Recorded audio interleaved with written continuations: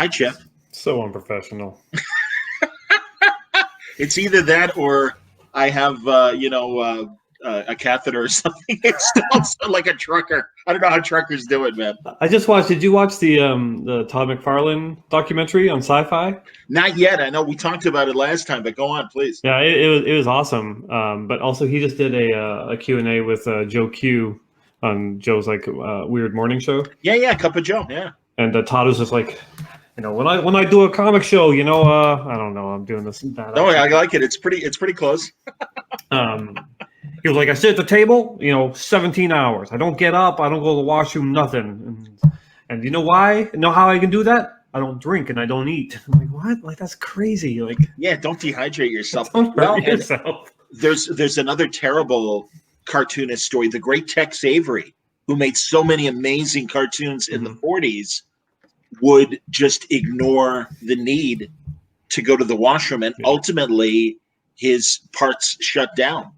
And he needed a catheter or diapers or whatever. And so on my podcast that I do, I know this is terrible. And This is what I'm here for. Enjoy your lunch, everybody. Yeah. And Art and Franco, my buddies who do the podcast and Tiny Titans and so many great things. They when we are a lot of times we'll record a marathon podcast, and if one of us has to take a bathroom break, it's like, excuse me, Tex Avery. And it's like, no, by all means, please, we don't want to hurt you physically. Yeah, the Tex Avery code. Very good. So on that note, Chip, hey, how you doing? Good to see you, buddy. Good to see you too. Doing all right. Thanks for doing this. Hey, everybody, you can see this the scroll underneath us for the heroinitiative.org. Let's take a moment right now, because that's really one of the main reasons why we're doing Mainframe. As Chip knows, the bulk of their revenue, their fundraising, happens at conventions, and they are literally losing out at more than 80% of the fundraising they would normally do in a regular year. Well, God only knows when we're going to have another regular year, and that's why it's really important to support the Hero Initiative. HeroInitiative.org. You can see the scroll. If you're watching this now on the Mainframe webpage, there's a donate button right there. But if not, please take advantage of the website that we're directing you to. And help these people out, because they're great people, and old and young. I mean, it doesn't matter. I mean, some people in their later years, they need financial help. But my good friend Taki Soma, who has multiple sclerosis and really needed help with hospital costs and stuff, Hero Initiative is there for him, so it's really important. Yeah, it's super important, and it's my kind of go-to charity. Obviously, at comic conventions. My wife always points out that us donating regularly now is basically us donating to ourselves in like 10 years when everything in my body falls apart. So, no, I hear you, man. Yeah. So, and we already have some interesting comments that I should probably acknowledge. Hey, Chip, that hair's getting long, and your evolution into Gandalf is nearly complete. Yes, indeed. Gandalf, I know the photo Mainframe use isn't too far off what's actually happening, sadly. But I got to be honest with you, and I'm glad to see I'm not the only one that's getting a little gray in the hair area and stuff. There's tons of gray, but my wife refuses to cut it.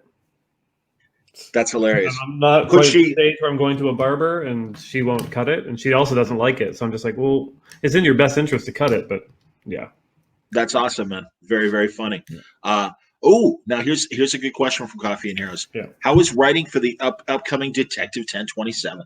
It was amazing because I didn't have to write. Oh, because I talked to Matt about your guys' story. Yeah. But by all means, tell us about your story, please. Well, first of all, it's such a weird thing because like Sex Criminals is very much its own thing, and sometimes there's not a lot of crossover between that and those readers and Marvel readers, So because I've been writing for Marvel for a few years now, there's a lot of people that don't know that I draw, and that don't know that I draw like a comic. I've seen a couple of comments where people are just like, "Oh yeah, Chip's writing a story," and like, Matt Fraction's drawing it? That's weird. I'm like, well, no, that's not how that works. Although he does have a little bit of art in the story, doesn't he? Yeah, he does. So I know Matt's quite excited to have Batman artist on his resume. It was a fun gig. It kind of came together kind of pre-pandemic, so it was nice to be able to focus on drawing something kind of fun, like Batman, during the first couple of months. Yeah, it's a 10-pager, and Matt just asked me like, "Hey, what do you want to draw?" And I was like, "Let's just go all in. Like, let's just put everything we got in this because it's kind of our only shot to do a Batman story." So it takes place over multiple eras, and it's quite dark too, like which is weird for us, coming off of Sex Criminals, obviously. But Sure. I think people will be surprised. I put in a lot of time on the art, just because I already knew that like there was going to be a higher caliber of artists in the anthology. Like if you're going to be in a book with Walt Simonson, like you got to bring your A game plus some. So it was a slower process, but yeah, I'm super happy with how it turned out. I love these, not only the anniversary books, but also those 100-page spectaculars that they're doing, Yeah. or 80-page giants. The Green Lantern one recently was so good. And it's great because these stories are, and especially even like the summer special they just did and the Valentine's Day special earlier, because these stories are out of continuity, and there really is something, I think, liberating, and that you guys all have this great opportunity to tell a really fun, interesting 10-page story. It's an easy buy-in too for like for teams like Matt and I, like DC has talked to us before about doing like series, and we're just like, well, we can't, like there's just no way, like I can't actually draw a full series after Sex Criminals wraps and still maintain all the writing, especially on a monthly deadline like with DC. And a lot of the writers and artists, mostly the artists in the detective special, maybe don't do a lot of work now and maybe spend a lot more time on their stuff. So, having a 10-page story that you have like 4 or 5 months to draw, like it's easier to get a buy-in from like a different level of creator, I think, on those than the monthly book. So I that's why I like them. It makes them feel really special. Like I've done a few short things for DC that one's coming out this week, and there's a couple more coming out down the line. And they're great, like little 8-page stories. I'm like, oh yeah, it's a lot of fun. You can just kind of get in, do your take, and get out. What's the thing coming out this week for DC? It's a Dark Knights kind of anthology, or a dark metal anthology book. So yeah. I did a 6-7 pager, something like that, with Carrie Randolph. Terrific. Yeah, and it's gorgeous. It's beautiful. Like That's awesome. He's an amazing artist, and it's a Harley Quinn story, and it was very liberating. We were kind of able to do whatever we want on it within the confines of the larger story, and I'm super happy with it. So it's stuff like that I find really fun, especially in the middle of all the other bigger projects, being able to do those one-offs. There you go. This is good from Shauna. Chip, love the bio about how you've won more Eisner Awards than Ryan Stegman, and how that's the real award. Yeah, it's obviously I'm not in it for the awards. I'm in it for all the money. Yeah, clearly, and the chicks, of course. Yeah. But there is a real satisfaction to the fact that Ryan Stegman probably can't catch up now. Like even if he does win one, I'm like, well, congrats! Like I remember what it was like to win my first. Mark Wade was on with me on Word Balloon earlier this week, and he told the full Harvey Award story, and in fact read your acceptance speech. Unbelievable. I saw. Yeah, somebody took a clip of that and passed it around. I retweeted it on Twitter, and quite funny. I should really stop making enemies in the industry. It's a lot of fun, but I should probably stop doing that. Outstanding. And Corey, one of our moderators from Collider Heroes, wants to know if Mac Murdock was in canon in Sex Criminals, what might his boning ability be? I think, much like when you lose a sense, the other senses compensate. I'm guessing that might also apply to, that area. It'd be really weird if his thing, like when he orgasms, he can see for like 5 minutes. Oh, jeez. This is why I like talking to Chip Zdarsky. Right, I never get any thought before, but that'd probably be what it was. Yeah, that's amazing. Which is why he's kind of a sex addict. Well, and also seriously, if there's a horn dog in the Marvel universe, It is Yeah, Matt yeah, Murdock. I mean, literal horns, literal horns. yeah, exactly, man. It all That was tracks. his backup name. If Daredevil didn't work out, he's going to go by Horn Dog. Yes. Yeah, yeah. So, There you go. so, and as we talked before, you're at the start of a really interesting story arc for Daredevil, where you really are going into the courtroom drama, Mm-hmm. and Daredevil surrendering himself to the city and being willing to accept charges and accept a trial. Yeah, yeah, yeah. The next few issues is kind of about him sorting through a lot of his kind of outstanding concerns in preparation for the trial, in case he doesn't, make it out of there a free man. And that's been a lot of fun too, just kind of like going through his list of what he needs to have happen. Yeah, I understand, and yeah, Coy wants the sex criminals Daredevil thing. fair, To happen. 100% Blinded fair. by the light. Very nice, Coy. Yeah, exactly. Yeah, This is good. There you go. Save it for your own panels, Coy. I'm teasing, man. No, seriously. I'm really glad Coy is part of this weekend and doing the panels for us at Mainframe. I think it's just fantastic. All right, Gio's videos. Let's just. Okay, I'd love to do Hero in. Okay, excellent, man. That's fantastic. yeah. I mean, it feels good. I get it. Anyway, There's probably a downside to it. I don't know what it is. how many years now we're writing for Marvel? Chip? 5? Good question. Probably about 5 years, since I started doing Howard the Duck. Yeah. It's weird. Yeah, I've been. But seriously, Chip, and I've said this before, and I mean it. It is so great that this audience has discovered you this way, and it will be fun if they decide to go back and read some of your crazier books, your crazier independent books, not just Sex Criminals, but other books that you've written and drawn and everything. And but again, I'm so glad that this audience, the mainstream, you know what I mean, has found you and then really appreciates what you do. Yeah, it's been a lot of fun. Like I think I've said it before that in regards to like Marvel DC work, I talked a lot to Fraction about this kind of thing towards the beginning, and he said, if either of these two things are still happening, keep doing it. Are you having fun, and are you really proud of the work? He's like, ideally, you want both those things. Sometimes you'll just have one of those things, but that's usually enough to kind of keep going. Because being a writer, sometimes you're just not proud of your work, but you're having fun, right? And I really took that to heart, and with the Marvel stuff,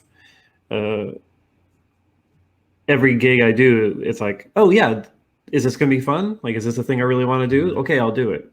I've been blessed with the ability to turn down stuff, mostly because of Sex Criminals, because that was my full-time job, and still is for another couple of weeks while I finish the last issue.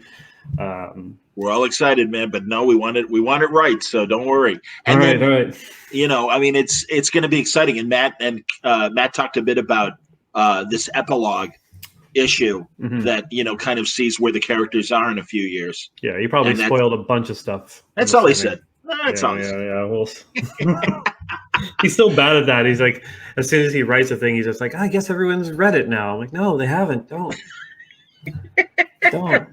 Like, well, but they'll see it coming. I'm like, no, they won't. Seriously, man, I'm so glad they hung out on our preview night on Friday. Matt and Kel and Brian and all those guys. And I mean, seriously, like and same thing with you, Chip. I miss everyone. We all miss each other. Being able to see each other face to face at shows. Yeah. But thank God we do have video, and we can at least hang out this way. So it's a plus. Coffee and Heroes, and this is great timing because Stillwater is coming up. It's a new independent book that you've got. You gave me the first issue, and I appreciate that. So I'll let you tell us about what you can about the upcoming book, Stillwater. Yeah, so it's a book I'm doing with Ramon Perez for Skybound, and I conceived of it back in like 2016, I guess. But because it's a horror thing, I was like, oh, maybe Skybound's the kind of the place for it. It's about a small town in America where one day in the 80s, they tweaked to the fact that nobody can die in the town. Like, as long as you're within the borders of this small town, limbs grow back, like all the weird kind of auxiliary things that could happen with that kind of thing. Like, the animals can't die. The farm stock can't die, which creates a lot of weird issues and problems. So this all happens in the 80s, and it's about the town coming to terms with it and trying to figure out the way forward with that. And they land on basically keeping it a secret from the world, so they don't get invaded or dissected or ruining their lives. They see it as a blessing from God, but with a price. So it's about that town now, and the world catching up to it, and a couple of outsiders coming into the town and kind of upending everything. So yeah, so it's creepy, it's horror, but I love The Walking Dead, and I love like the character work in that series, and so I looked at that a lot for something like this, where we really kind of focus on all the various characters in the town and their issues and their kind of internal lives with this the blessing curse. Yeah, it's been a lot of fun. It's such a weird thing because I think I wrote the first script in 2017, and so it's like the kind of thing that it's been done in a lot of ways for so long that I'm being surprised. So is your first arc completely done, or I've written 7 issues. Wow. And Ramon's drawn 6 of them. And this is an ongoing, am I right? Yeah. I mean, I've got an end in mind. Okay. And I also found like the interesting thing with like a project that was gestating so long, like my original plan kind of like really drew everything out. But when I would sit down to write a new issue, like it'd be months and months since the last time I wrote one. So almost as a reader, I kind of want things to speed up. So I kind of accelerated the book a lot more so in the first arc. Like the first arc is basically like the first 2 arcs kind of pressed together. So I might be going a bit too fast. I got to slow down a bit. Don't run out of story, Chip. Don't run out of story. But I think it's made for a more satisfying book because, obviously, there's always the talk of decompression in comics and having a thing where, it's a creepy, like simmering book, but then like big things are happening kind of in every issue. It's satisfying for me as a writer, and hopefully satisfying for the readers too. Having read the first issue, and I think you guys achieve what I always hope for from a first issue of a new series is you explain the concept. This is what we're doing. If you give us enough story that I don't feel like people will feel cheated if they don't like it. It's like, okay, this is a first act. Yeah. Come on the journey with us or not, but at least we're giving you an incident that explains the series, but is also fulfilling as a first issue. So congratulations on that. Yeah, and hopefully it'll hook to kind of get you back for more. So I'm excited for it to come out because I'm not known for horror, and it's really exciting to kind of branch into a new genre like that. It reminds me, and I don't know if you've seen this, and I don't mean this in any, because it is a different story. One of the good hour-long Twilight Zone episodes has a stranger finding a small town where they're able to manipulate matter, and they have these like amazing telekinetic powers. Okay. And I don't know if you ever saw that. No. And that's what I love, Chip, because truly, just like in your Invaders run, there was a moment where Cap and Namor are on this island together. And I'm like, oh, this is like this great movie that Lee Marvin made with Toshiro Mifune called Hell in the Pacific. Okay. And you're like, and that's great. Like, because the small town trope of like the weird small town that's, outsiders go to, but something's not right in that town. Yeah, it's well worn. Hopefully we kind of, as the issues go on, you kind of recognize that something far more different is happening with the small town than just being creepy. Yeah, that's cool. Yeah, no, I like it. I was looking at the chat because I want to involve some people. Ryan Spillhouse asks, better lawyer, Matt Murdock or Charles Soule? Well, I feel like Charles probably doesn't beat people up in order to to help his case that I know of, or defend criminals. I don't know how much criminal work Charles. I also don't think Charles sleeps with his clients. I'm pretty sure Matt Murdock has done that. I would say Charles is probably the better lawyer. Yeah, There you go. because also the problem is like Charles is an actual lawyer, and almost everyone who's written Daredevil is not a lawyer, which means Matt Murdock is not a good lawyer just by virtue of the fact that the writers aren't good lawyers. So Charles is the better lawyer, and he's equal to Matt Murdock when Charles writes Matt Murdock, if that makes sense. Understood. Makes total sense. Thyra asks, can you get Ryan Stegman to do the Triple X variant cover for the last issue? Oh, yeah, we already solicited it. So if only I got that comment a few months ago, we could have done it for sure. Damn, that's awesome. So close, so close. Well, maybe I'll get it for one of the creator runs. I don't know. The Mastodon asks, and I get it, it's a dated term, but do you have a muse? A muse? Oh, my God.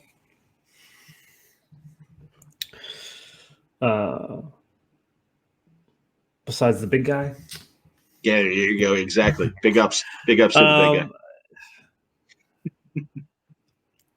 No, not in the traditional sense.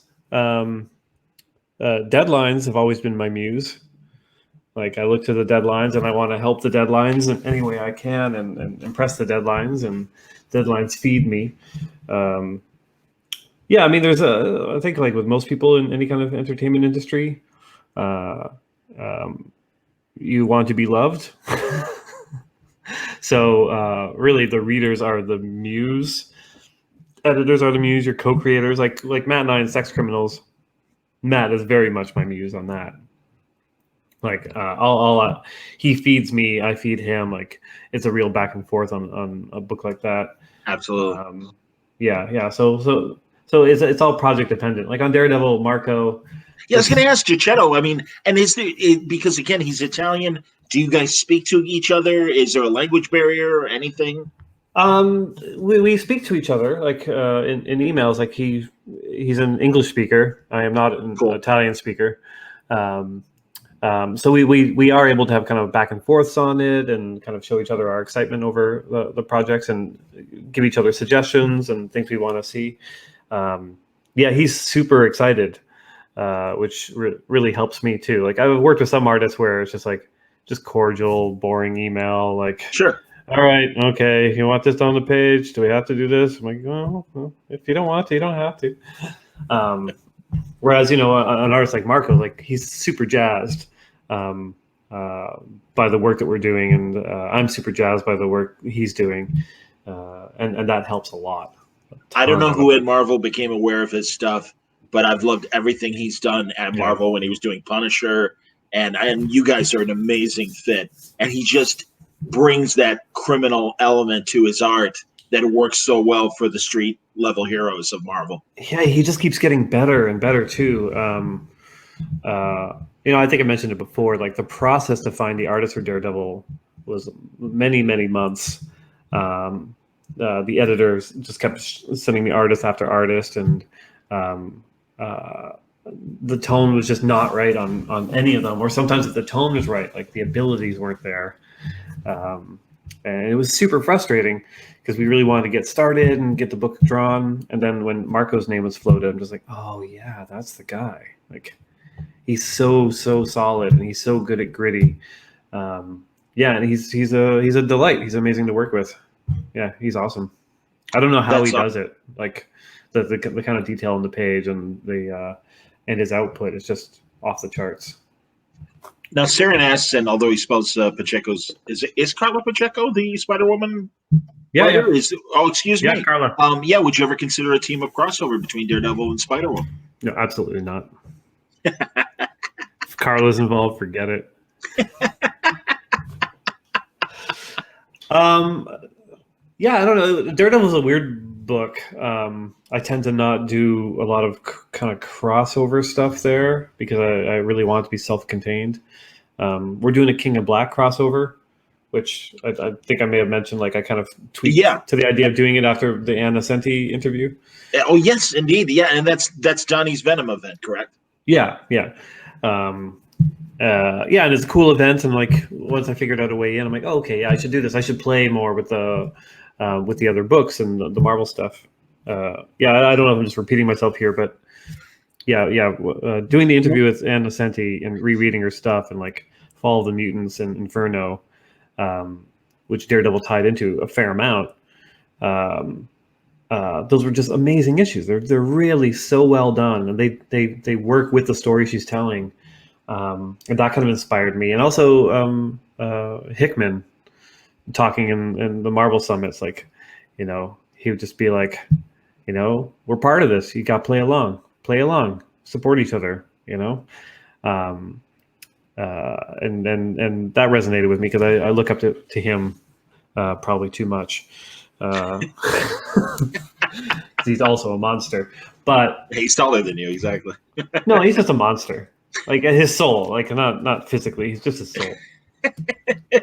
No, and truly, Chip, I'm glad you mentioned that. We shouldn't take for granted that a conversation we had a couple of weeks ago has been watched by the same audience. So it's okay to, for us to talk about some of this stuff. And also, I'm glad you mentioned the Nocenti chat because, and I don't have the link, and Drew, I don't know if you have it, but a couple of weeks ago there was this great Daredevil convention online, much like Mainframe, and Chip did a great one-on-one with Ann Nocenti. And if people who don't know, Ann Nocenti is not only an amazing writer and editor for years in comics, but she had the unenvious job of having to follow Frank Miller on Daredevil, and did it for how many years? I mean, 5 or 6 years, if not more. Yeah.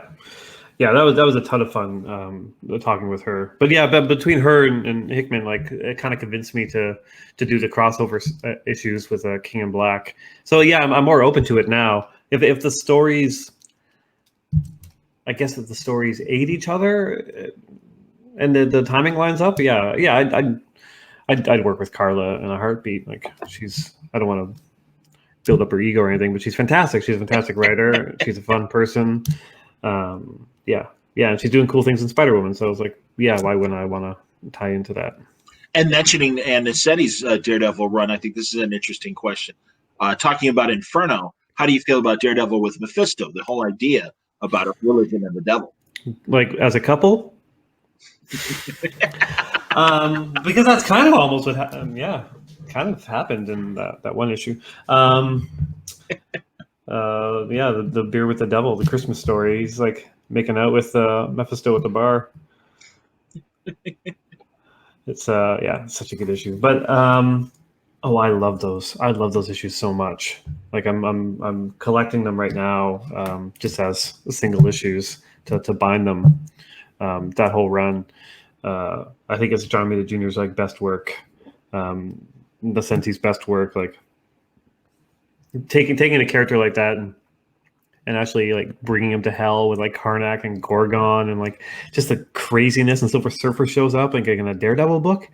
It's so off the wall, and like Marvel's got the devil. They've got the devil to play with as a character. Like, why wouldn't you have that character interact with the guilt-ridden Catholic who dresses as the devil? Like, it's such a perfect, obvious fit. Because you think of Mephisto, you think of him versus Thor, Silver Surfer, like really big things. But it's the small stories. It's like the stuff with him and Daredevil is like so good, so rich. The only reason I haven't like done that in my run is I just don't want to retread that ground because it's so perfect. I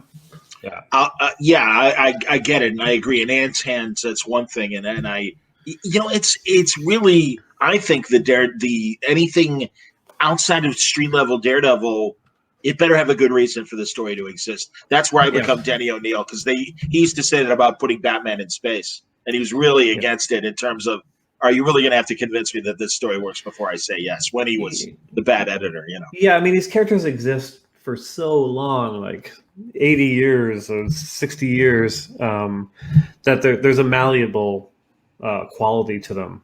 Like, I don't mind the Batman in space adventures because I know there have been decades of Batman street level or Batman international kind of character, Batman with 100 Robins, Batman by himself. Like, I think you can mine some interesting new stories, because that's the trick with these characters, is trying to find new stories. So like how many street level Daredevil stories can you do before you're retreading stuff? Like maybe I should put Daredevil in space and just see what happens with him in a new environment. And that's why Nocenti brought him out of New York, right? Like had him, destroy his life and just kind of walk away. And some really solid done in one issues of like morality 100%. Plays. Yes. Creating Typhoid Mary, amazing. Yeah, and like the whole thing about like there was Ultron, there was like factory farming, like all these weird things that she was touching upon that you could kind of only do when you take him out of New York City. So yeah, I think you kind of have to do that with characters at some point, just to test them and see what kind of new things you can do with them and stretch them. One of the kind of the compliments that I get, I love talking about my compliments. That I actually don't like is when people are just like, oh, Chip understands this character. Chip gets Spider-Man. Like other writers don't. Chip gets these characters. I'm like, no, we all get the character. Like, but you're looking at characters that are like 70, 80 years of history. Like if you didn't like Dan Slott's take on Spider-Man, that's one thing. But he wrote such a big chunk. That is the character. Like that's officially what the character is. You might be, pining for Romita Senior or Ditko, but this is what the character has grown to. So he does have an understanding of the character, and you kind of need to break the characters and do things with them. Like, I was fortunate to write Doom during Bendis's Infamous Iron Man. Mm-hmm. Which was a great extension of that character. Like it was so much fun to do. And, diehard old fans preferred Doom as a villain, but newer fans were just like, oh yeah, this is great. What a great evolution of the character. And then, you do the reset and you have to bring him back because you can't have Marvel Universe just full of heroes and reformed pretty villains. people. Yeah. Yeah. Like there's nothing left there, but it's a new take on the character and everything gets reset and everything, you take what you can from different eras, and I think any writer that goes into Marvel who loves Marvel Comics understands the character, but your focus is on an aspect of the character. Understood. Absolutely. Mentioning Doom and the Fantastic Four universe, Raspberry Art asks, your 2-in-1 was awesome. Can we just get you on the Fantastic Four? I'm assuming Raspberry Bat does know that you just wrapped up a great Fantastic Four story with, was it Terry Dodson, right? Yeah, on the crossover with the FF and the X-Men. Yeah, Terry, Rachel, and Laura. Yes. Super dream team. That was a ton of fun because I love Marvel 2-in-1. I love those characters, and when I pitched them Fantastic Four X-Men, it was my favorite mini when I was a kid. So to get to do kind of a new version of that was a lot of fun. And I've said this before. Like, I never talk about books that I want to do or don't want to do because that's someone's job. Like I wouldn't want somebody doing that with me, no matter what kind of job I was doing. Like if I was, an accountant in a firm, managing accountant or whatever. I don't understand accounting. I don't even know why I'm using that. And somebody else in the office is like, oh man, every interview, I want to be the managing accountant in this firm. Like, what the fuck, man? Like, that's literally my job. That's how I put food on the table. So I never really talk about like the books I would or wouldn't do. I'm grateful having done Marvel 2-in-1 and Fantastic Four X-Men. Like being able to dip in and do those was just a dream, Well, that's the thing, man. I mean, yeah, you haven't gotten the regular gig, but that said, you've been allowed to play with these characters. Well, just like Spider-Man, although you did have your own run on Spider-Man as well. On Spectacular, but again, there's less pressure. There's less pressure there because you're the secondary title. Marvel 2-in-1 was kind of the same thing. Well, and I understand from a pressure standpoint, but I mean, I like it's so funny because I know depending on the creator or editor, they will disagree with you because I know regarding Slott's run on Spider-Man and the amount of Spider-Man comics Brian wrote, Bendis, Brevoort's like, well, no, it's just amazing. And if you didn't read Amazing, it doesn't count. And it's like, of course it counts. It's a fucking Spider-Man book, Like, whatever. But I understand what you're saying. But that's the thing. I mean, you still have had a chance to express what you want to about the FF yeah, in the miniseries and in 2-in-1, yeah, certainly. yeah, and like So, they're dream projects, like 2-in-1 especially. Like, I'm with you on that. I I, love I that book. I had such a blast on that, and like getting to team up with those artists too, like Jim Chung and Valerio and Ramon. Yeah, you couldn't have asked for a better experience on that. And in a lot of ways, like Fantastic Four coming back towards the end of that kind of freed me up to be like, okay, well, I can get off the stage and like not run this into the ground. Like it was a good opportunity to kind of dismount, and also just to read Fantastic Four again. Like I love Dan's book, so as a reader, I'm just like, oh, this is great. I get to like, I kind of like you kind of get the chance to like tee it up, and then you get to actually read and enjoy a new run of Fantastic Four, which is great.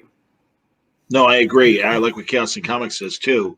I like when writers like Chip build on the past. FF X-Men was great because it called back to the old FF crossovers with Kitty and Franklin. Yes, their relationship, Kitty and Franklin in particular, in that miniseries, I think was tremendous. Yeah, it's a balancing act because you don't want to become Captain Nostalgia Well, and sure, of course. constantly reference the past.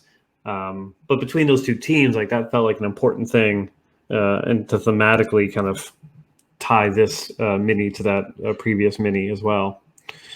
Yeah, That and honestly, I think the checks on each other that happened between Xavier and Reed Richards is chilling. yeah, And I yeah. love and I love the way you used Reed's notes on what he was inventing, and then Xavier taking that memory away, and just Yeah. the progression of those notes in your miniseries was just this great other level and layer of storytelling. I thought that really Yeah, was terrific. I was really looking forward to that coming out, and I'm super happy that Tom Brevoort kind of gave me those extra pages to kind of do that effect of the machinery kind of disappearing from the diagrams. Yeah, that was a really cool scene to get to write, and Terry knocked it out of the park with the pencils. Yeah, because like in the past, Xavier would pull that kind of shit, but he would also, erase the memory of him doing it. Like, so it's a secret. Okay, I'm gonna make sure he can't do that again, but I'm gonna disappear into the shadows. But the way Hickman's been writing the X-Men and the kind of the new status quo and being like, fuck you world, like this is us, this is who we are. Don't mess with us. It felt like a natural progression to have Xavier be like, you're gonna remember that I did this, so you don't do it again. Drew asked a good question. Did you see Xavier as a villain in that moment? No, that's what I try to do with stories like that, especially when you're playing hero against hero, is like you have to be able to see it from both points of view.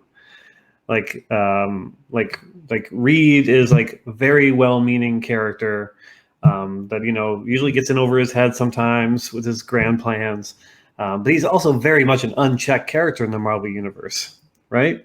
Like, Yep. There's a building downtown in New York with so much equipment that could destroy the world. And he's left to his own devices. Yep. And he's morally and ethically left to his own devices too, as to how he uses this stuff. You don't want to give too much of a real world lens to these kind of characters, or else it kind of destroys the comic bookness of it. Sure.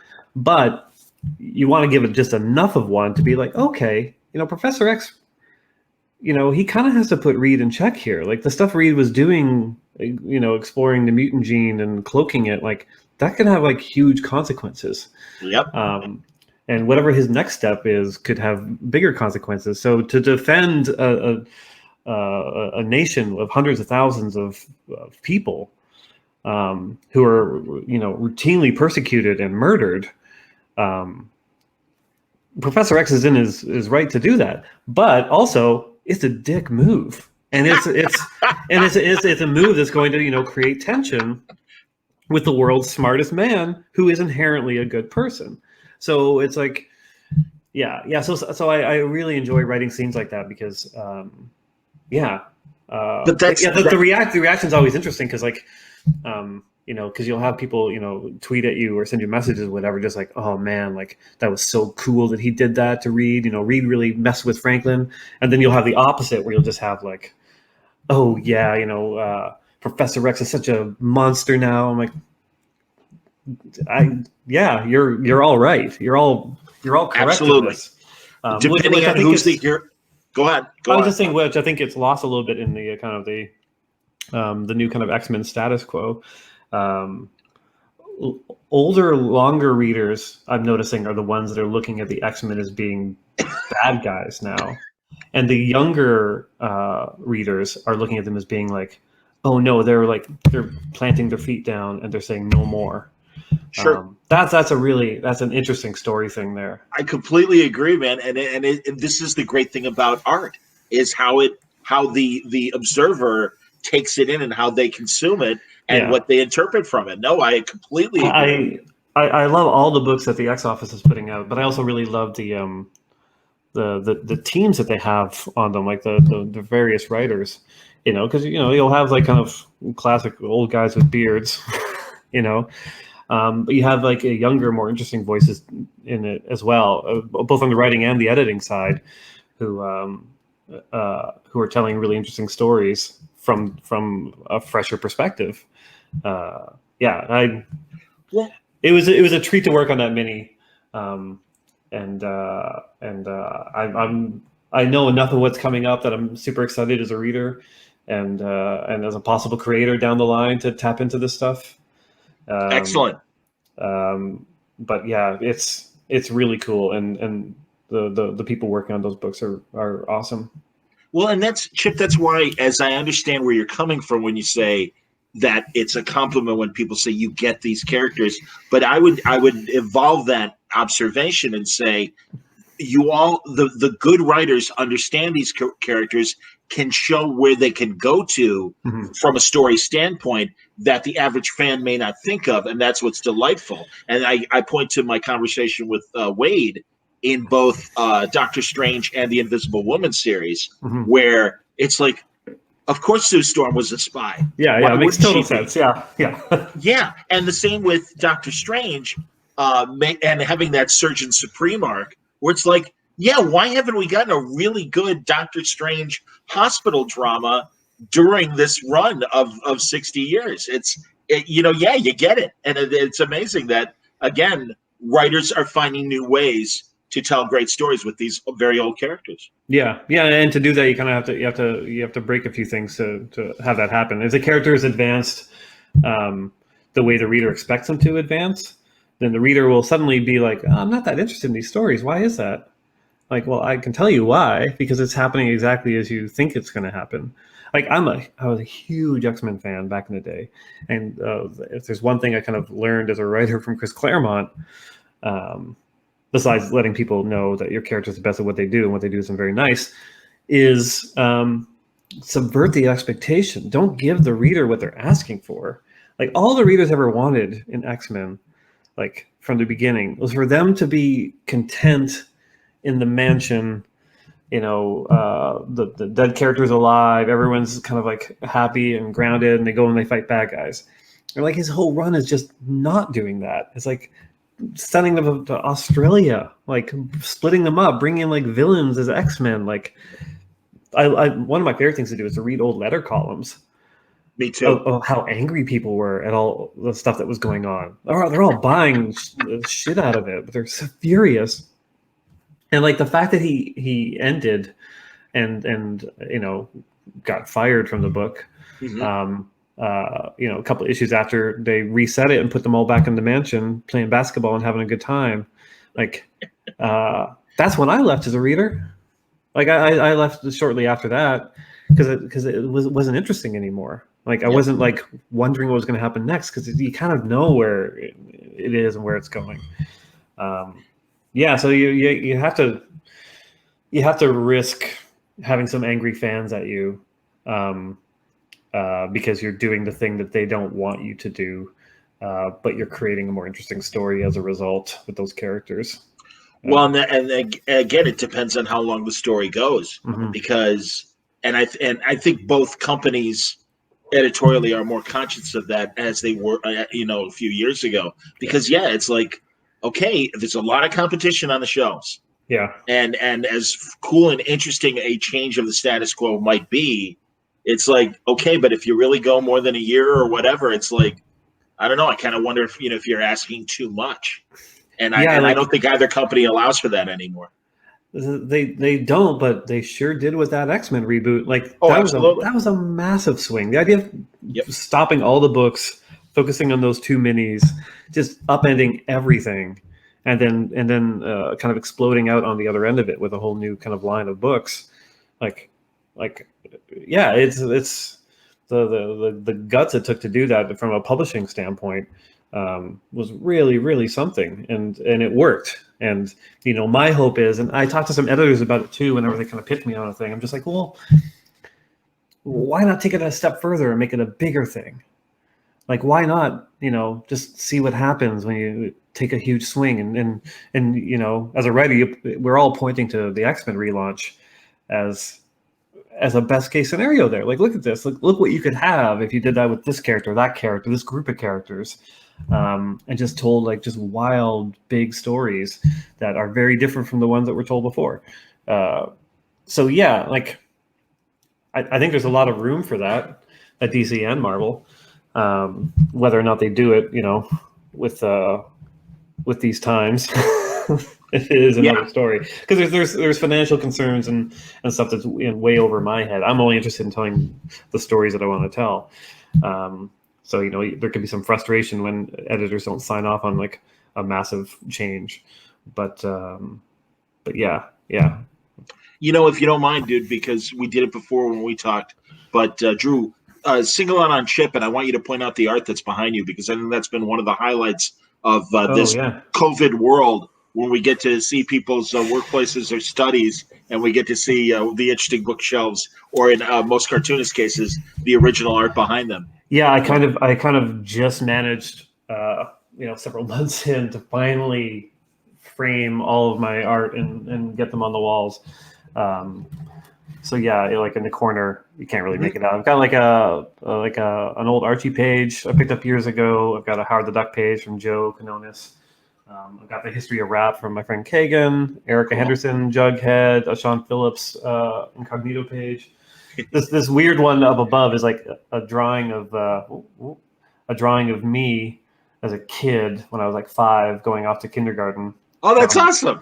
Yeah, it was drawn by a. Whoops! Hold on a second. They've got the wrong card up there. It was get back onto Chip's just Chip solo, Drew. Can you do that, Drew? Yeah, there we go. Thank you, buddy. So yeah, that was drawn by an uncle of mine who's an illustrator who came over here from Holland, teaching himself English and pitching to all the newspapers, and he sent that to me when I was a kid. Because he knew I was an artist, and I finally got it framed after like 40 years. Walt Simonson Jughead page that he sent me. Outstanding. From a cover he did. Very good. Yeah. Then on that side. The whole other side, I can't twist it too much. I'm going to lose connection. Sorry, buddy. Yeah, we don't want to mess you up. But I've got Veronica Fish did this Twin Peaks painting, which I love. It's so beautiful. There's a classic Toronto illustrator, Will Davies, who that one and that one there, that's him. A friend of mine, Graham Remu, illustrator, Jim Chung sent me that. Beautiful. A nice oil painting from my friend Ben. Phil Collins from Kagan. Beautiful, so I've managed to get all this stuff up and kind of make this a much better space.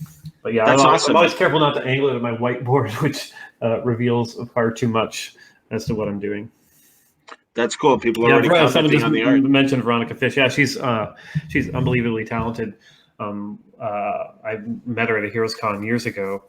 Her and her husband, and I was like, oh, her work's so good, and I got her in to do an issue of Howard the Duck. Awesome. And we didn't realize until after the issue come out that Fish and Chip. Duh. Yeah. How stupid are we? Oh my God! There's got to be a future project for the two of you. Absolutely, that's hilarious. I know that's brilliant. That's it. Just slipped through my grasp. like a bad 70s Universal Detective series. He's fish, she's fish, he's Chip. Together, it's murder. So exactly. That's outstanding. Well, dude, great work on Spider-Man Life Stories. I've seen a couple things mentioned as well in the chat regarding that series. Yeah, and did you win? Someone asked earlier if you won the Eisner for Spectacular. I don't know if they were being silly or serious. I won best single issue last year for Spectacular, the one that I wrote and drew. There you go.